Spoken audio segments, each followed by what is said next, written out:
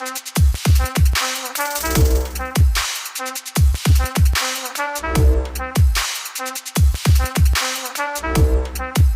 to Circular Firing Squad. I'm Marty, a counseling faculty at Kent State University and host for Circular Firing Squad.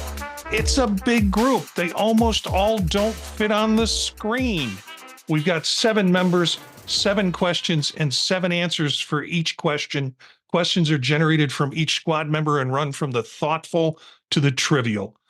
Let's see who all is with us tonight.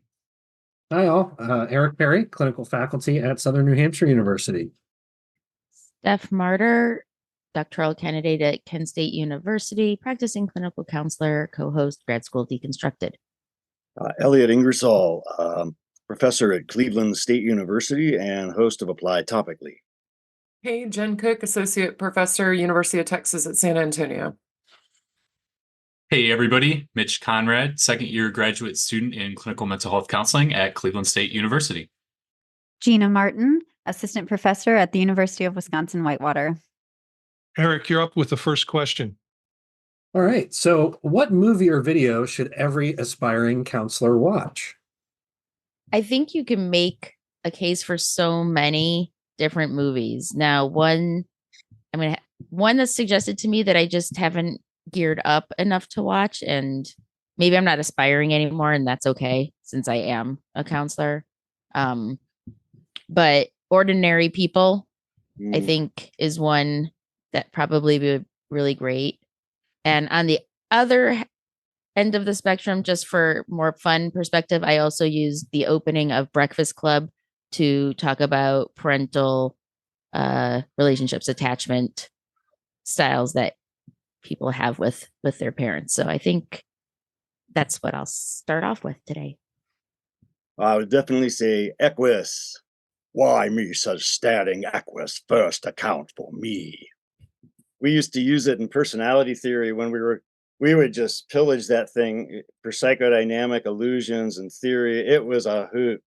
A lot of students said they were traumatized by it, but the damage was all done with puppets. So I'm gonna have to go with a series because I think y'all know I'm not a huge movie person. I used to be, and I racked my brain of like movies I've watched, and I really couldn't grab on. However, I want to go with the Dexter series. I feel like if you are an aspiring counselor and you can empathize in some way with every single character who shows up on that show, including Dexter and including the baddie played by John Lithgow, then you're probably cut out for this profession.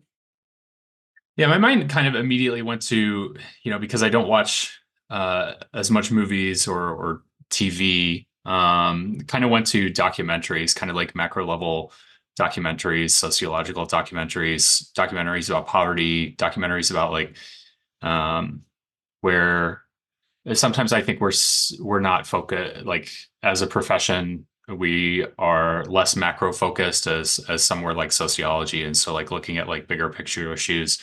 There was one recent movie that I did watch, and I can't remember if I talked about this on a previous episode, but it was One Flew Over the Cuckoo's Nest. And I think that especially as we're getting into, now the mid 2020s, holy smokes. I think there's going to be more importance to go back and to look at and be aware at some of like the institutionalized history, especially where, that there's going to be 50, 60, 70, 80 years of separation from this kind of stuff now. So, yeah, I really enjoyed that movie. That was something recent that I saw that I really enjoyed, I guess. I'm shocked no one has mentioned all those educational videos from the 80s. I think those are a particular favorite of mine for the good old cringe factor. Additionally, in addition to all of those fabulous educational videos, I think that Good Will Hunting is one of my personal favorites, just for the idea of like taking responsibility for oneself and their life, and just the overall concept of what counseling can be. So that would be mine. Are you talking about the Coronet educational films from the, like What to Do on a First Date, things like that, Gina? Oh, you know it. I used to work training volunteers on a drug crisis line, answering the phone. And I remember a couple of our end of the season parties or end of the training parties at the center. I would get Coronet films and show them and tell them these are training films. And people would just riff them. We just tell jokes along the way and have a great time with it. I didn't go for the heartstring tugging sort of films that are kind of popularized versions of what counseling should be. I went with more conceptual things. And the one that came to mind really was Experimenter, which is a film about Stanley Milgram's life and his, obedience to authority. And I think, basic counselors probably never heard of him. If you think of the people that enter our field, they might not have heard of him. But the importance of power and obedience to power in our society and how people equate that. It's a great film. People should watch it anyways, but it's not just the obedience to authority studies that are in there. He also does a lot more social experiments like the 6 degrees of separation, where you give somebody a letter and send it to someone that you know in that part of the world, and then they send it to someone that they know in that part of the world, and eventually the letter will get to the person. And then other kinds of things like standing facing backwards in an elevator and just see how people react to it because you're violating social norms, or standing on a major street and looking up at a tall building and just stopping and staring and see how many people walk by and stop it to see what you're looking at. It's just all the whole concept of social control and how it fits in, I think is meaningful for counselors. Second is A Dangerous Method, which is sort of a biohistoric film of about Jung and Carl Jung and Freud and sort of their life. It came out, I don't know, 4 or 5 years ago, well acted and well directed, and an interesting slice of life for those folks. Yeah, I'm always hunting for new media. I think something I like a lot is to integrate that as a part of my courses. And one thing I play every time is the Mad TV skit with Bob Newhart, the Stop It video. Every first techniques class, right? Everybody who wants to give advice needs to watch that video. But there are others too that I really like, and some of them got mentions here. There's a lot of talk in the chat about Good Will Hunting. I think Split is one that everybody should watch. If anything, just for James McAvoy, right? Total appreciation for him and what he was able to do there. There were a couple others that I wrote down too, that I think there's a lot of references to, or you can do a lot with. One Flew Over the Cuckoo's Nest is a great example, more classic. Silver Linings Playbook is one that I've seen used here and there. There's tons out there. But I think the one that I always use all the time is that Stop It video, because I always have this issue with counselors coming in thinking I give the best advice. And you might, but how often is it actually followed? How helpful is that? And it starts that conversation down the road to theory. So I really like that as an opener. Those are the things I'm more drawn to. The Gloria videos are tons of fun, not practical, but I really love to see Fritz kind of in his groove and how much Gloria hates it the entire time. It's fun from a historical perspective, and I think it can lead to those conversations about what modern theory and practice looks like. So they can be kind of fun from that perspective. But I appreciate everybody sharing. All right, so on to the next question, which is, how do you go about getting rid of an earworm? I got a proven one for you. Works every time. It's comes up in cartoons. I think it's in public domain. It's called Powerhouse. Bum bum bum ba da ba da bum bum bum bum bum ba da ba bum bum. And if you can't find that, go with La Via Strangiato. It's on fourth song on the Hemispheres album by Rush. They incorporate the riff into the song. I think the antidote to one song that keeps running around is to add more music to the mix. That's always my way of going about this. And I'll put on a completely different genre, typically plug in Pandora, Apple Music or whatever, and just start listening to different things. What I've noticed though is if I'm in an earworm state of mind, that's just what's going to happen, y'all. Like I'm going to pick up something else and I'll be humming along to that all day. So I think you're just going to play the day away, and pick the song you want to sing all day because I don't know, maybe I'm just a weirdo that it's an earworm kind of day. And so I have to keep singing a song all day long. So I try to get something in there that I want to hear rather than, the wheels on the bus go round and round or whatever else inane shit that could get stuck in my head that I don't want to be singing. Yeah, this is a toughie for me. My solution, and like personally for me, has only been to replace the earworm with another earworm. I have a lovely family who knew that my least favorite song of all time was All About That Bass.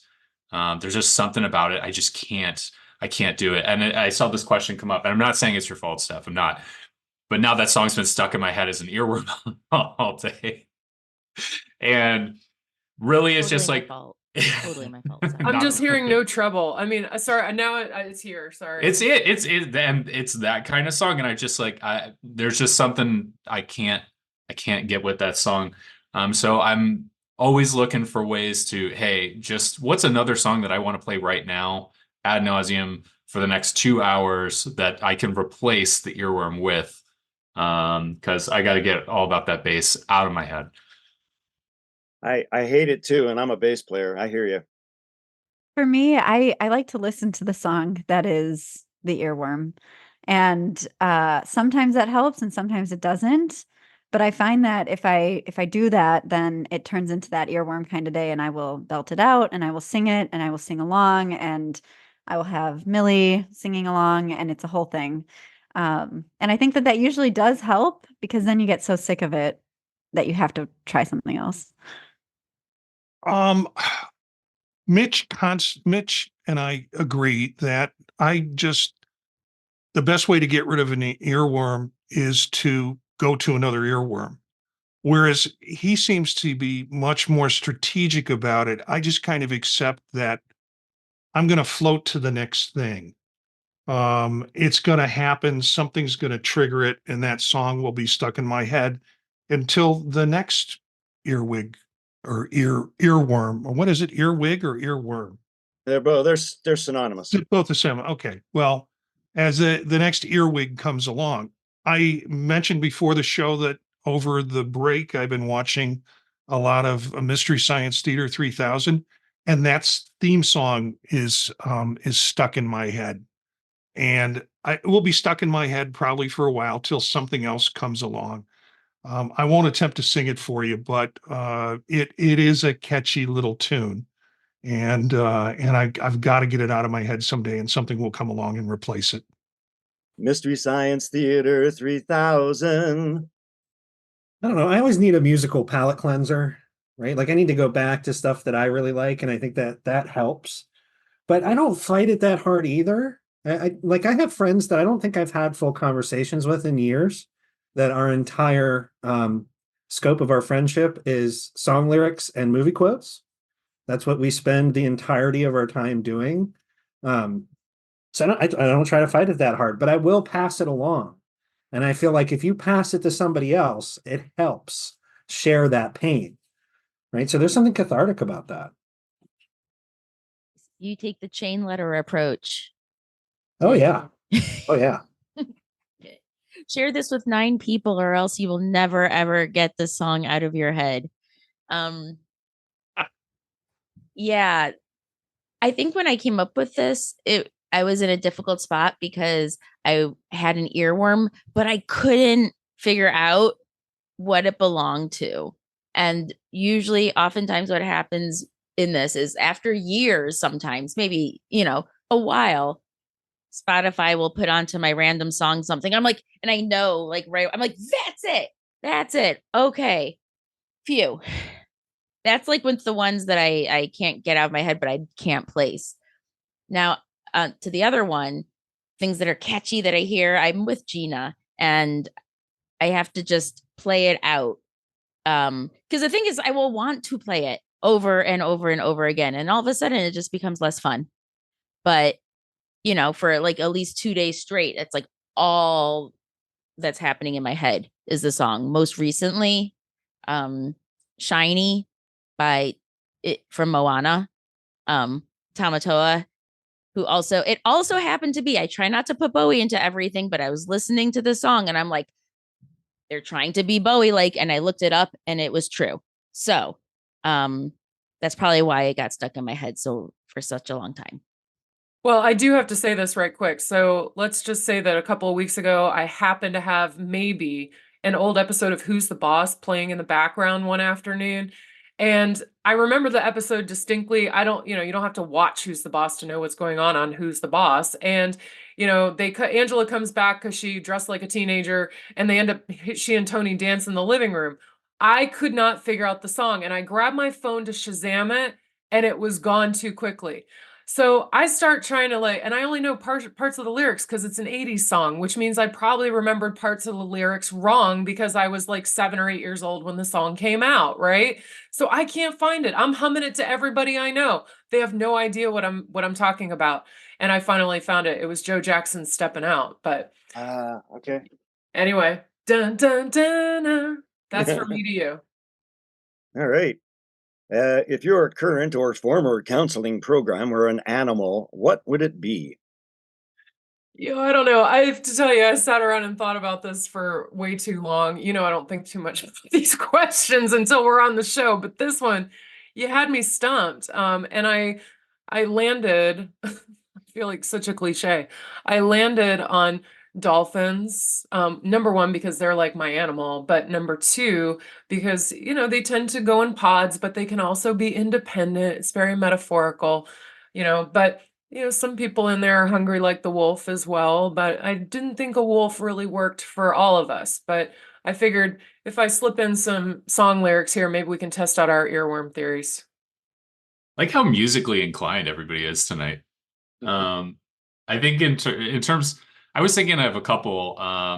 We've got a lot of inside jokes about capybaras, and also but the other one that I was thinking of was like I just went with a platypus, and I went with a platypus because it feels like I don't know what the plural of platypus is, but a platypus is very they kind of like to be just kind of left to themselves and just I feel like it's nice that we're a little separate from the rest of the college and the rest of the university. We've kind of got our own little based on like location at Cleveland State, like most of the college is on the west side of the campus and we're on the east side of campus. We kind of get to keep to ourselves a little bit, kind of just enjoy our own company. I feel like we could be a platypus. So this one for me was really easy because this past week I just swam with manatees, which was a really cool experience. And so I'm going the water route like Jen. Our group would be manatees and they're underwater. We are really busy because we are short-staffed. So we have just this underwater, like we're going through everything. We're eating the grass. We're doing the thing. We're rolling on our back. We all stick together. That's kind of where we're at. So we would be and I looked it up. It's an aggregate of manatees. Too bad it's not a murder of manatees. It's almost alliterative. Would have been cool. Would have been cool. The plural of platypus is they. It works. Go with it. I had a really hard time with this question. I looked at the questions beforehand and I left this one blank up until when we started recording the show. And I like the places I've worked. And so it was hard to pick something that fit well.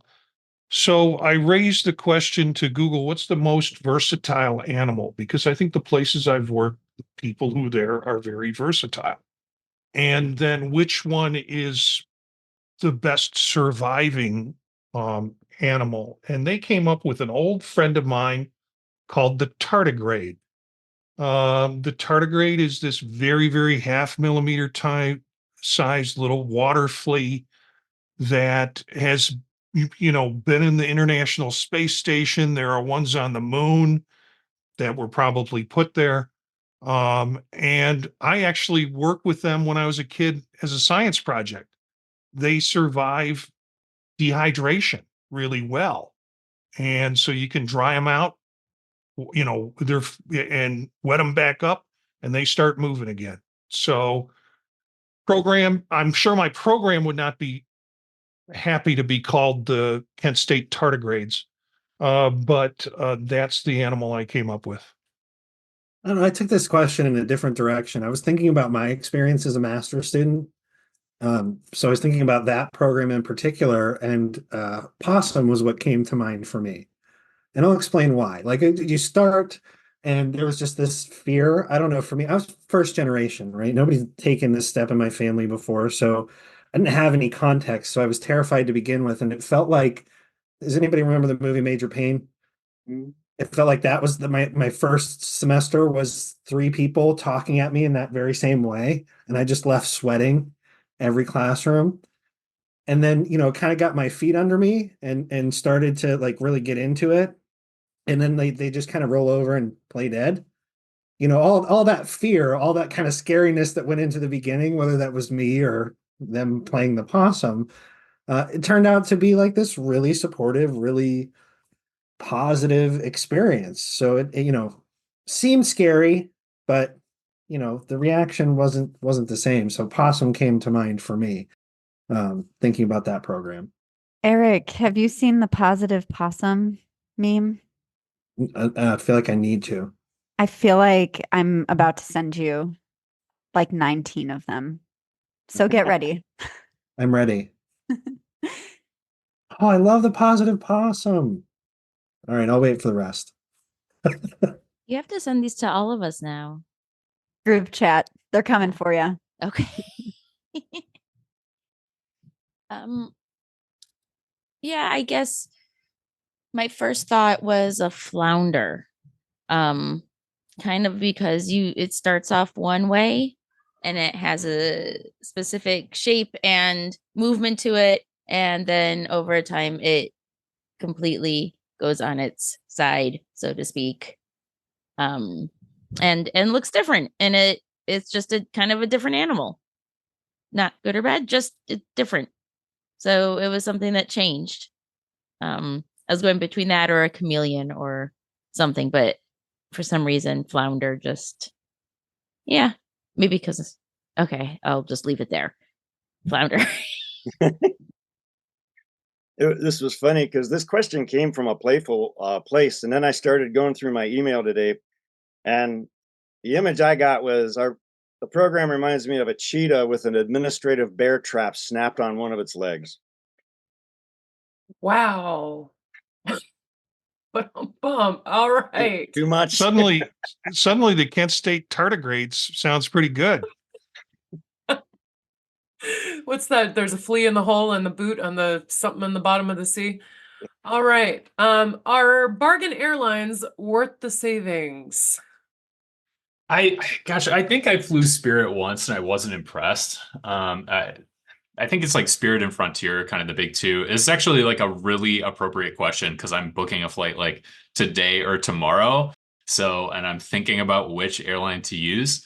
Sometimes to me, it's just kind of the convenience about not having to like say, hey, I need to jump on with an extra bag. And I just would prefer to just, hey, I'm just going to spend the extra however much money to put my Delta ticket in and not worry about it or whatnot. But I feel like there's a lot of money that can be saved, especially if you can pack light or if you have like clothes or other like essentials at the place where you happen to be going. I'm thinking of like most of my visits are to family members. So I feel like I could save more money in there if I was more intentional and I really thought about it. But I don't know. It's something about those airlines does scare me a little bit. I feel like I'm kind of flying on a paper airplane. At least that's the feeling that I got last time. And so I'm not sure if I dig that as much. Yeah, my answer is absolutely not. No way. Under no circumstance. Just no. Call me bougie, but I really, really appreciate consistency. I really appreciate getting to my location. I have flown a number of times on ye old bargain airlines that will remain unnamed. And I've spent a number of nights on an airport floor. feeling grimy, feeling gross, and I think that I will save money elsewhere. Recently I also flew back from Florida with my whole family and my dog. And so we were quite the crew, coming through the airport with this petrified dog that is supposed to be the service animal. And we've got the 5-year-old who is like crying and begging for every like fried pretzel and, McDonald's and whatever, all of the things in the airport. And we had a connecting flight for like an hour and a half because I tried to save a couple $100. And let me just tell you what I wouldn't give to get those hours back. So my answer is absolutely not. Never. Well, I've got to say, if your service animal is petrified in an airport, that needs to go back for some retraining, I think. We've just heard from two people who are not 300 pounds. I'm 300 pounds.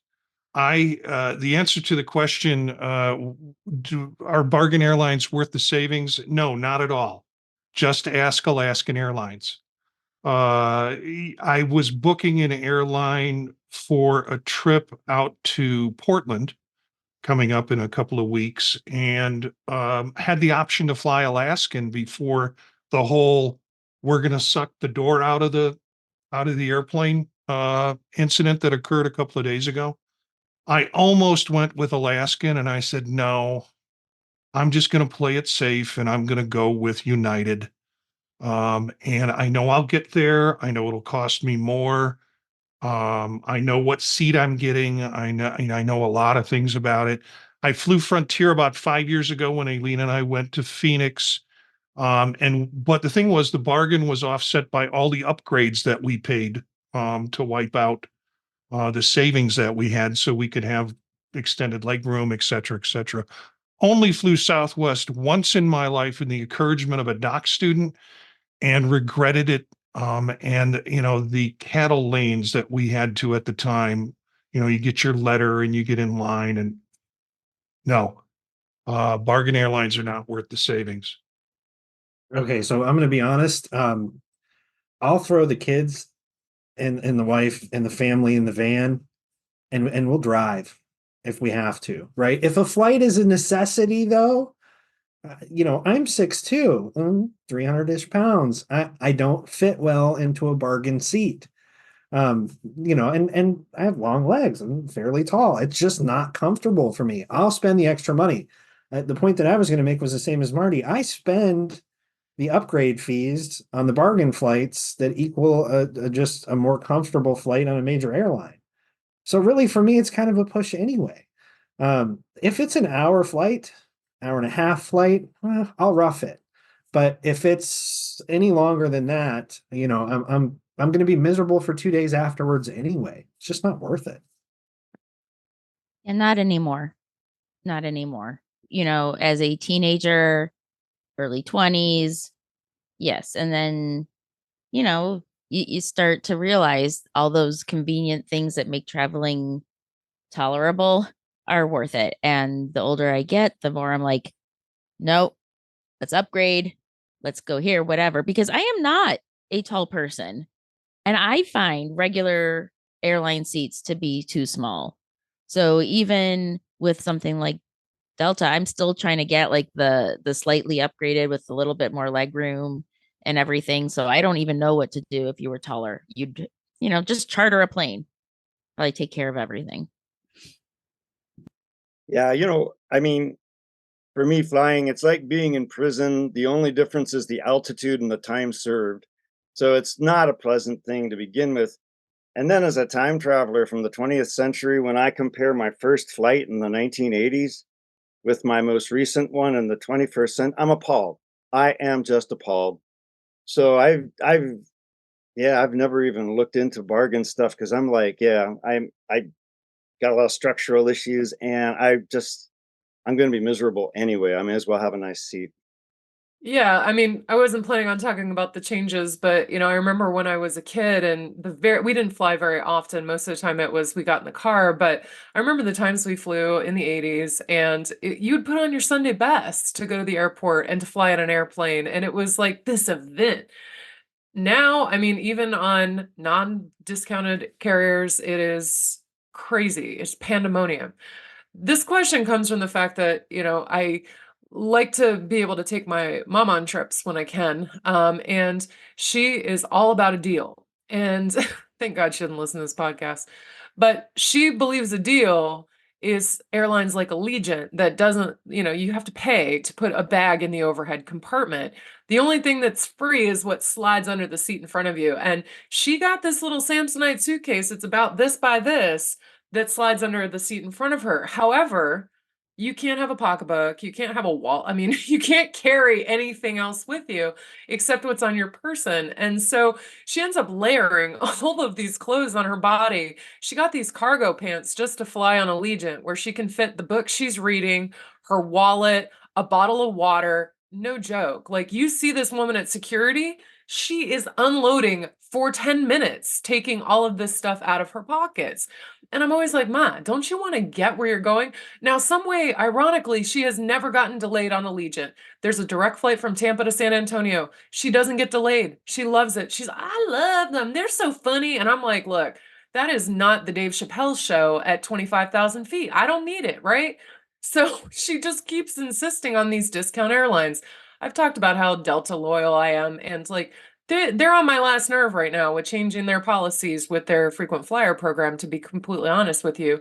And I missed the next status up by 461 miles this year. So I'm not all too impressed by them at the moment. But look, I'm 6 feet tall. I'm only 170 pounds, and trying to stuff my ass into a normal size seat is just not going to happen. And I'm certainly not be flying in the lawn chairs of Frontier and Spirit. So yeah, Gina, I guess I'm bougie just like you, even though I got no reason to be, but I am, except for being 6 feet and not want to be smashed into a seat. Because I'll tell you, I was in tourist on United when I came for my interview here, and there were permanent dent marks from people's knees in the seat back pocket in front of me. And I understand it now because that's where my knees spent Boston to Houston. Shout out as well to Delta's cookies. I just feel like I need to mention that. I love the Biscoff cookies. All right. Calling all hot takes or non-hot takes. What, in your opinion, is the most underrated counseling theory?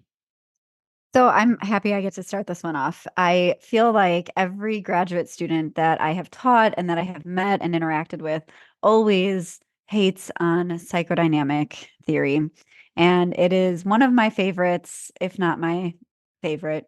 And I think that it gets such a bad reputation because of Freud and everything else. And it has a lot of myths and thoughts and fantasies, if you will, about it. And I think that there's a lot of merit in looking at people's backgrounds and their upbringing and some of the subconscious stuff that goes on. So that would be mine. Thank you, Gina.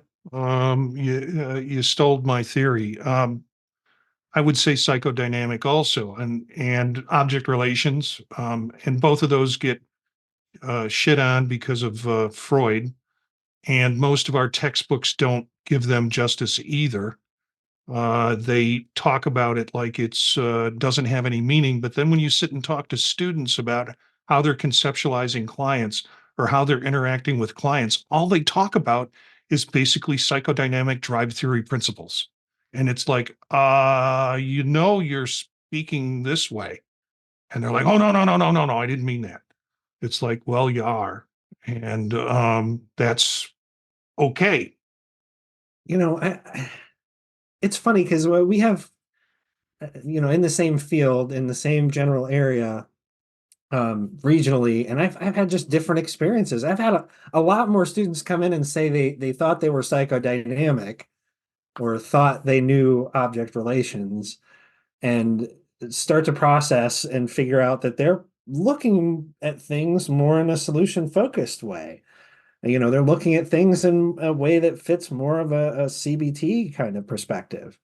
But they think that there's this heady kind of, I'm going to get the chair and the cigar and smoking jacket and, if I go with psychodynamic, that makes me this therapist of the stars or whatever. So I think the more simplistic theories are the ones that tend to get some flack. I actually, I could never do it myself, but I think person-centered is a perfectly acceptable way to go. I think it's efficacious, it works, it's helpful. There's a lot of research to support it, but it's not very glamorous. There's not techniques, there's not a lot to hold on to. And it requires a lot of faith in your client and their ability to change. It really puts the onus on them to make that movement. So I think in a lot of ways, it's not very appealing for a lot of students who can potentially do it really well. I had trouble with this.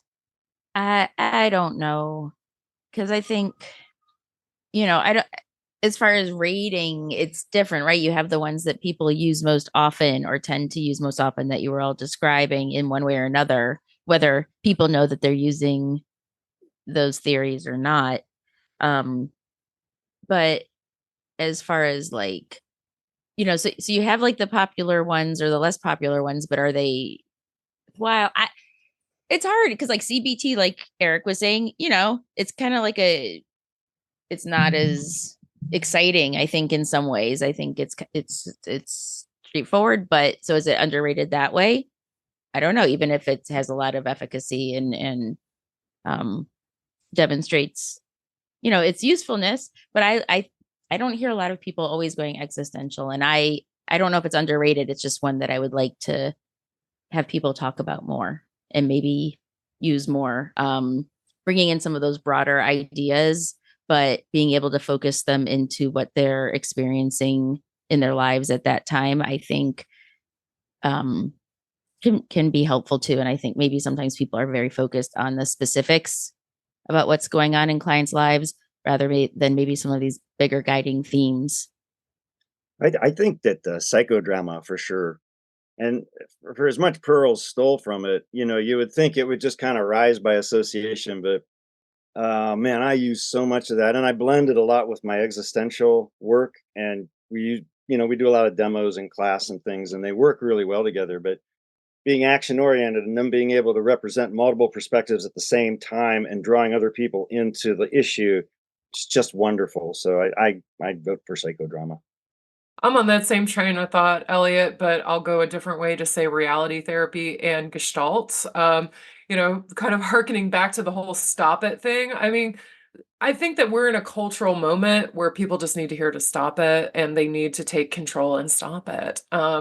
So I think this could be very culturally empowering for counselors to start grabbing on to Gestalt again or reality therapy. I think there's a lot of overlap and similarities with them, in terms of empowerment, and in terms of like, let's wipe our eyes, kids, and let's move forward here and take control of what you can control. And then you'll be able to actually probably engage in larger systemic change that everyone seems to be so excited about. It's like, come on, you're not mentally well enough right now, but take a little control of your own life, and then you can start, reformulating everyone else's. Hey, what's the deal with the name of that theory, though? Is it reality therapy, control theory, choice theory? Just pick one, Glasser. I didn't get do you know about that? Bless I his do. heart. Yeah, Well, that's all I can say. choice theory that can't pick a name, right? And that something about that just irks me. So Well, it was reality therapy, and then it was control. No, it was choice theory. No, control theory. Then, then choice theory, and then the new reality therapy. So yeah, it depends on, I saw him on a couple of book tours. I saw him on the control theory book tour, and I have the one with the diagram in it on the inside that when he was really kind of trying to turn it into cybernetics, Maybe it'll just become a symbol in the future. I don't know. like Prince. like Prince, yeah. I was just gonna say the same. Yeah, thanks everybody for sharing. Jen, I'm gonna kind of go with you here. I've been wondering about Gestalt therapy for some time, especially not just in counseling but in counselor education. It seems like some of the more experimental or experiential stuff that Gestalt therapy brings takes a lot of like setup and thought to go along with it. So I think sometimes it's more like time consuming and involved. And sometimes I wonder if that's why it's sometimes more rare to see. Plus, I think if students are exposed, we were talking about the Gloria tapes earlier. I think if students are exposed early to Fritz Perls, then that can kind of jade people's view on Gestalt therapy, like very early, as opposed to like answering the question, like, what does modern Gestalt therapy look like? So the next question, do you set goals for yourself and do you accomplish them? Gina, when I read this question, I read it and I thought, you think I'm going to be around here a lot longer than is reasonable for me. I don't, when I think of goals, I think of someday I'll be an astronaut. Looking at my time clock reasonably, to-do lists is about as big as I get with goals.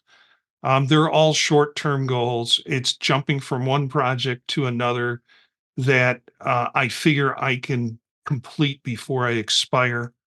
I've attempted to use productivity apps. I have a whole bunch of productivity apps, and I drift from one to another to make lists of things I have to get done, where the things I'm going to get done today get pushed till tomorrow, and then tomorrow they get pushed to the next day. Eventually the planes land, but it's goals. Do I accomplish them? Not a question for an old timer like me. I don't know. I'm really goal oriented. But maybe it's more like Marty said. I mean, there's times where I'm like, okay, I'll grade 4 papers and then I'll reward myself with a cup of coffee. Right? Like sometimes it has to be that granular for me to get to the destination of finishing the work for the week or whatever the case may be. But I think I am always kind of looking down the road too at where I want to be. And what I think I want my career to look like at the end of it. And some events that have happened recently have made me look really hard at that, more so than I have in recent years. And I think in some ways it can be really, I don't know. I don't know if freeing is being dramatic, but it feels good to have that direction, to have that big thing in mind. Although, admittedly, most of my days are set up around those kind of little goals that I celebrate in one weird way or another. Sometimes it's I get to grade videos and then I can grade papers and put music on. Like that, like I feel like it helps me to structure what it is I need to do in the moment. And then I have those periods of reflection for the bigger things to say, okay, am I getting closer to that thing that I want this to be at the end? I don't know if I always accomplish them, but I rewrite them a lot, and I feel like that part is really helpful. Yes. So yes, I set goals for myself. I think over time, the older I've gotten, I have gotten better at accomplishing them actually. And I'm thinking about, well, first of all, just time management has gotten a lot better. Let me just say in the last 15 years or so, it's like not really an issue for me. It's more about just not being able to stop working towards whatever I'm, all the little projects in the moment. But I think more about goals as far as where do I want to be in life? And maybe it's job and academically situated, but I was actually thinking more, a lot of my goals was to find a way to be content in life, to be living a life that I'm enjoying or that I find meaningful. And I think that that's something where every day I'm just trying to make choices that will play into that. So hopefully at the end of everything, I'll look back and say, yes.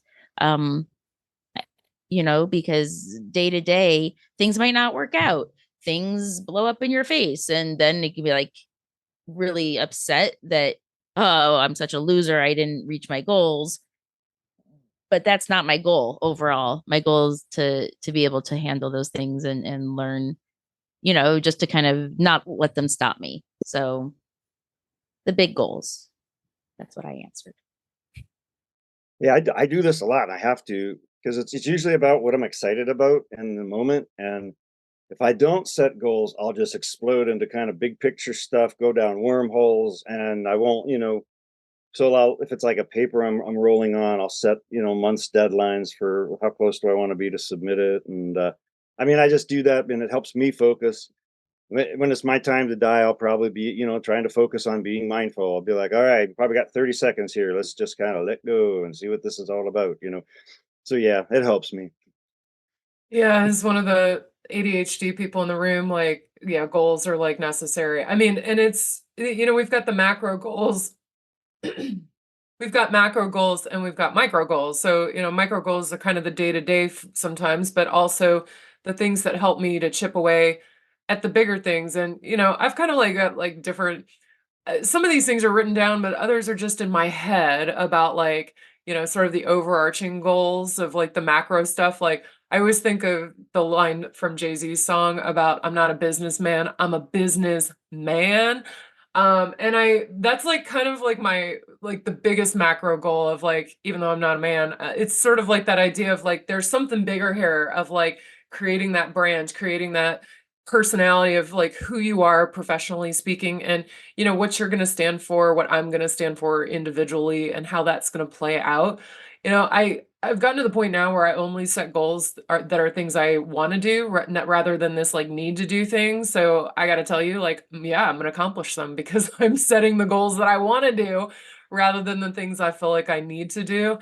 And I don't know, like, end of day, if it's not going the way that I want, I'm more apt to tweak the goal than I am to just scrap it all together or to force myself to do it. I mean, of course, we all had those moments of forcing ourselves to do it in the middle of a dissertation or whatever, but it's like after that, it's like, man, F it. I don't have to do anything I don't want to do. Like I get to chart the course now because I got the paper in my hands. So I'm going to figure out like what that's going to look like so I can meet it and be with it.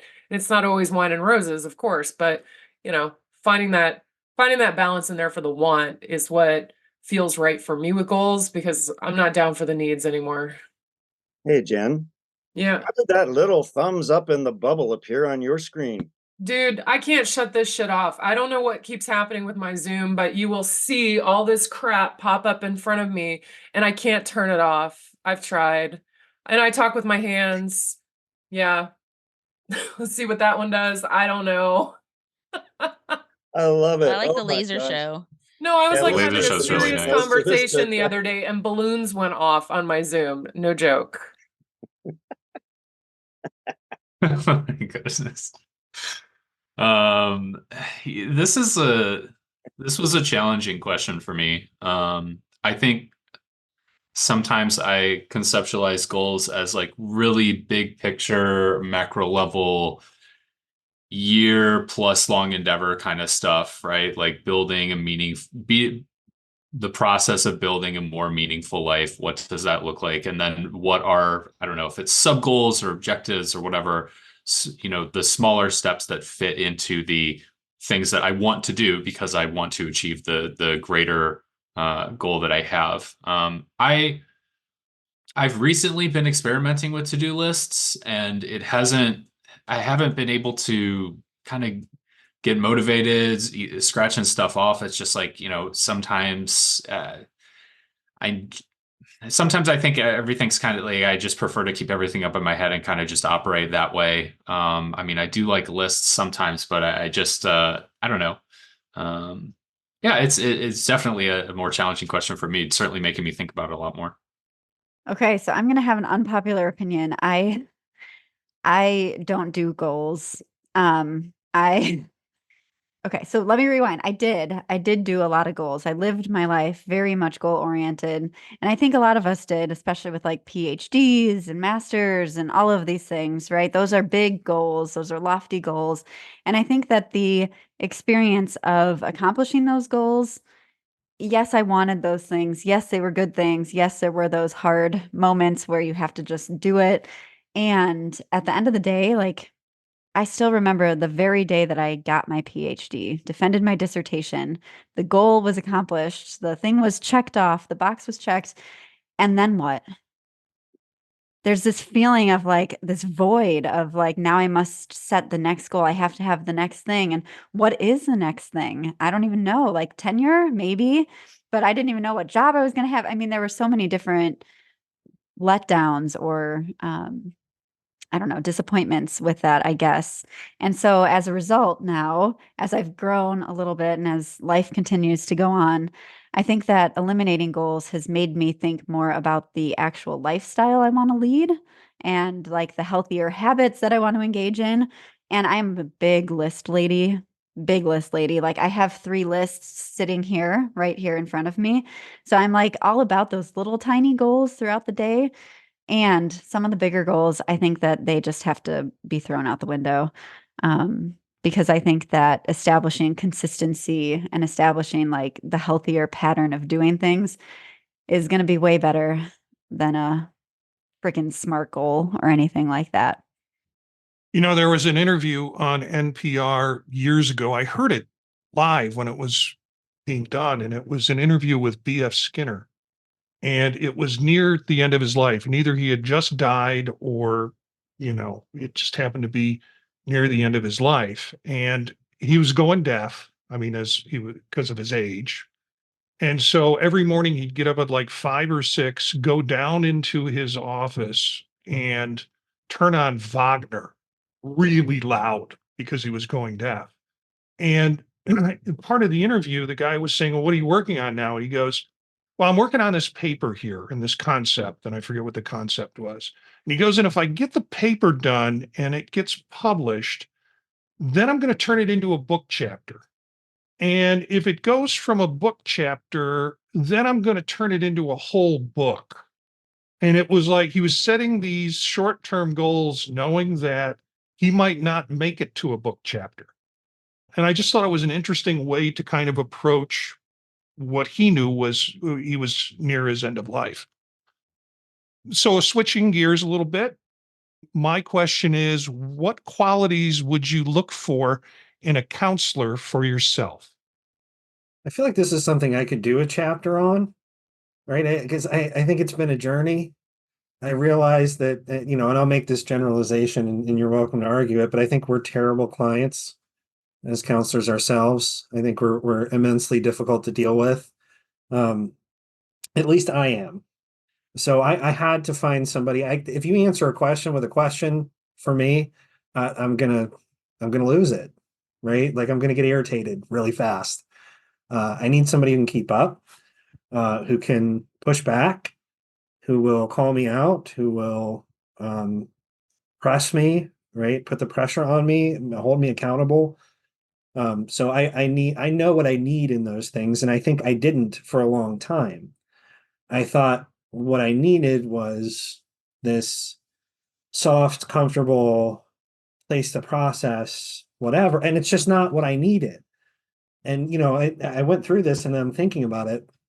And I have this talk that I have with my clients or my students about how you're not going to be for everybody. You're just not. There's times where it's just not going to work out because it's not what they want or need, or you can't provide what they want or need. And at the same time, I have this like rosy picture in my head of what it is I feel like I need. And it was the complete opposite of what I actually needed. So I feel like it's a journey. And you have to know what it is truly that you need to be successful. And you have to have that understanding too, that, there's a level of discomfort in it for me. There's a lot of trust and a lot of discomfort in that. And I feel like that's what makes it work for me. That I can have both of those things. I can be in a place that's really uncomfortable that I need to traverse the process and have that feeling of safety at the same time. So that's what I had to look for. So again, for me, a chapter, a journey, a whole kind of big thing, but that's where I landed in it and feel happy with, where I've come to. That could be a very cool book, just all these different chapters on that. Right. I think it could be. Yeah. I'm just wondering if you find that out from the website, because that's a lot, right? Like, I mean, that's the hard thing about all of this. And I'm like listening to you describe it. I'm like, yeah. And I'm like, the damn websites don't say any of this crap, It was trial and error, right? It Yeah. was like, I don't know how many counselors I went through and awkward conversations. I think I'd need to sit down and actually count. but you don't get a lot of that. And I wish there was that, especially you look at those profiles and they're like, well, I do all these things and I serve all these, but it doesn't tell you how I approach this other than a theoretical perspective. Like I wish we had more of that biographical information or even just a video, right? I think that everyone else is going to answer with like, you know, some deeper types of things. But I had some experiences a few years ago, and I was so I'm gonna look for qualities where they're not eating during session, but like not even like asking if I can eat because I'm starving and I need to have a few bites of things. Like they're sneaking food in class. Like we're talking and they're just taking it tiniest bit, and then when they think I move my head and no one can see, but you're kind of just sucking on the food a little bit and trying not to move your mouth. I mean, pretzels, for crying out loud. This is so to look for someone who's not trying to, sneak food during session. And again, like counseling school, day one, basically like, don't make it about you. That kind of gets drilled into your head. And the same individual, everything I said was like, oh, that's like me and my husband. And that's what we do. And like every other statement, it wasn't like a one-off kind of thing of building rapport. It was like, I was like, oh, so you get it. Awesome. You can tell me everything now. But it didn't really work out that way. So I think just even some of these basic skills that I was taken aback by, just like, wow, you're not for me. I've had some wonderful counselors, but I want someone who's playful and humorous and not will yank me down to roots when I'm all wings. The current person I'm seeing, I went in and we were doing the presenting problem, and I was like, well, relationship issues, of course, and then relationship and how work affects that relationship, and then my relationships at work, and those are faculty and admin. And she's like, whoa, whoa, whoa, my dear, I can track you, but I can't be with you at quite that speed. I was like, this is a person for me. I've discovered that I'm probably way too judgmental to pick my own counselor. It's sort of like online dating. Like I can't do it because if I met somebody in real life and they told me that they don't like mushrooms, I would probably think I liked you otherwise. We can figure this out. But if I see that on the profile, I'm like, nope, next. So for me, I need a recommendation from somebody that I feel like is similar enough personality wise to me. So like, there's some of you on this show. If we were living in the same place and I said, hey, who do you recommend as a counselor? And I said, and my only limitation is I don't want them to have graduated from where I work or where I graduated because I don't want that much in common, And you say, oh, I used to see Joe Schmo, and Joe Schmo he's the bomb. Like he got my sense of humor. I'd be like, okay, we kind of have a similar sense of humor. I'll take a go at Joe Schmo. But if I go to Joe Schmo's website, I'm going to be like, you do CBT? Dude, I ain't down for some CBT. What is wrong with you people always doing CBT and you want to show your dog on your website? I don't want any of that, So I need a recommendation from somebody that I trust, and I need to stay the hell off the internet. That's the bottom line. I think for me, it's very interesting to have gone to counseling for a while before going into a program and finding out in the program about the idea that like asking too many questions or asking questions in a certain way is not a good thing.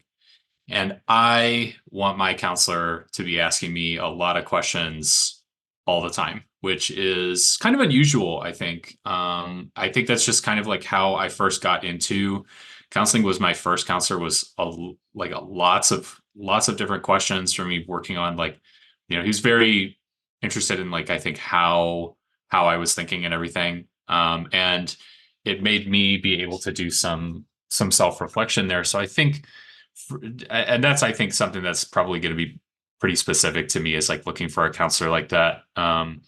I've really found that a counselor, Dr. I know you said this, like a counselor with some humor, a counselor who doesn't take the session too seriously. I feel like I don't take myself too seriously. And so when my counselor can kind of meet me at that energy, I really do appreciate that. I was a nightmare in college, an absolute nightmare. Nobody wanted to talk to me. Nobody wanted to be my counselor. And I remember distinctly blowing through a number of them. And I was a pill. I was very difficult. Like Eric, you mentioned, I think a lot of us maybe are the worst clients. And I know I was.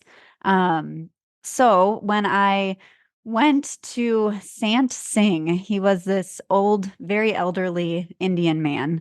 And I went to his house and someone had recommended him. And I walked down into his basement and I was like, this is the weirdest thing I've ever been a part of. And I sit down on his couch and he like called me out, told me like it was. And I remember being like, I hate this man. I don't want to hear this. Like, I'm this cool college athlete, whatever, all this stuff. And suddenly I, walked away from that first session, thought a little bit about the things he had said, and I showed up again and I took that risk. And it just worked out. So I know that I need someone who is going to call me on my shit and who is going to tell me like it is and who's not going to be afraid to confront me. And that after meeting with Sant Singh and having him as my counselor for a while, that's the reason I went into this field. It was a fabulous experience. And I still think about him and that time. So. Gina, I think your story is fantastic because it was exactly what I was trying to get out.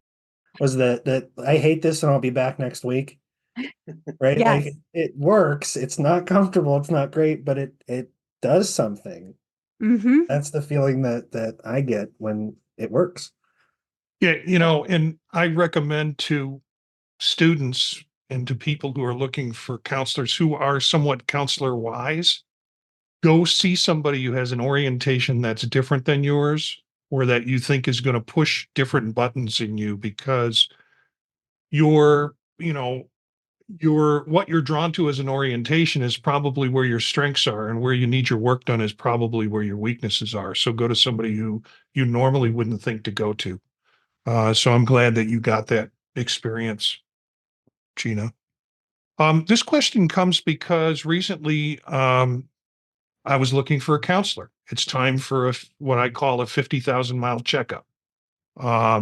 Over the last 2-3 years, it's been my brother's death, a colleague's death, my cancer diagnosis and treatment, and then some stuff through the holidays that have been really difficult. So it was a gut punch. And I thought, I need to go see somebody and acted on it. So the first thing I did was try to look for a male therapist over the age of 60. Don't exist. The one I found does exist, but I went through pages and pages and searching, and I would like somebody that was person-centered because I have things to tell and I'd like to be listened to well. And hopefully it will help elevate my understanding of the situation. And not DBT, CBT, EMDR. And I can't tell you, looking through ads, how many people talk about being DBT, CBT, or EMDR. Nobody's listening to people anymore. Then the other criteria is they can't be past or current students. And if you've been teaching in an area for 23 years, there's a lot of past students. And so I did find somebody, gentleman 70 years old, person-centered focus, some acceptance and commitment therapy, and I think it'll be good. I think I'll get my tires rotated and my oil changed and everything I need that I get. So we have one final shot question. The type of driving that gives you road rage. Oh, don't drive that close. I will brake check you. Being brake checked. No, I'm just kidding. The kind where they just insist on not letting you pass or get around, but they'll just speed up to get with you anytime you can even have a shot at getting around. They just want you to go slow like them. For me, it's bullying types of things. Nowadays, I really try to practice compassionate driving. It's this thing I got into where you pretend there's someone you care deeply about in every car. But back in the day, when I'd see someone rearing up on someone else's bumper. I'd rear up on their bumper. I'd be like, who's the asshat now? You know, I live in an area of compassionate driving. It's really weird because, you know, in Milwaukee, everybody wants to run you off the road or kill you. So I come into this like compassionate driving circle, and all of a sudden, like these people want to come up and like get on your bumper and start flashing their lights at you. The minute they do it, I'm like, you're not from around here. You need to learn. Massachusetts, I'm expecting to see Massachusetts on that license plate, you know? So it's funny, like anybody who's aggressive now, I'm just sort of like, you know, I used to get really mad.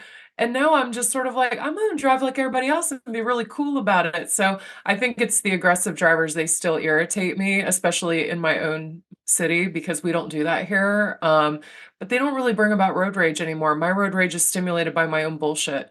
Like anytime I'm like feeling underlying stress, that's when I know it, because I start yelling at people for stupid shit, like not using their turn signal. That seems to always be my big trigger, you know? You're not using your turn signal. And I'm yelling at them. I did it today. I was like, oh yeah, I'm stressed about the grant. Please use your turn signals. Thank you. Okay, mine comes with a little bit of a backstory. So I lived on the south side of Chicago, and really dense populated area, street parking, and like bad street parking. So like my life was ruled by parking situations.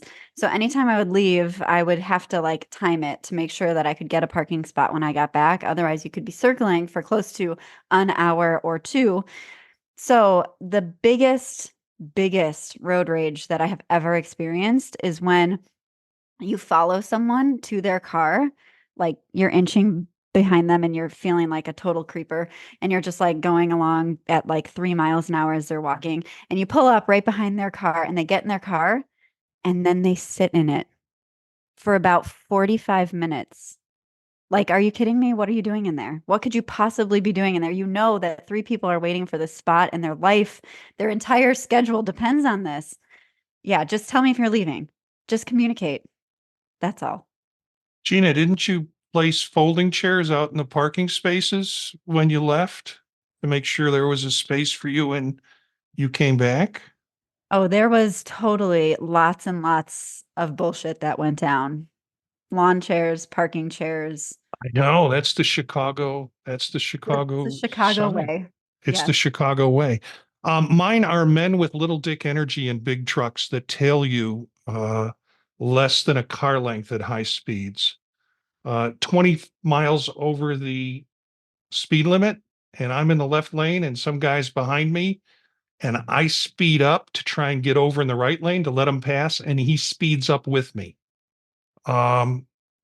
Yeah, that's my point of road rage.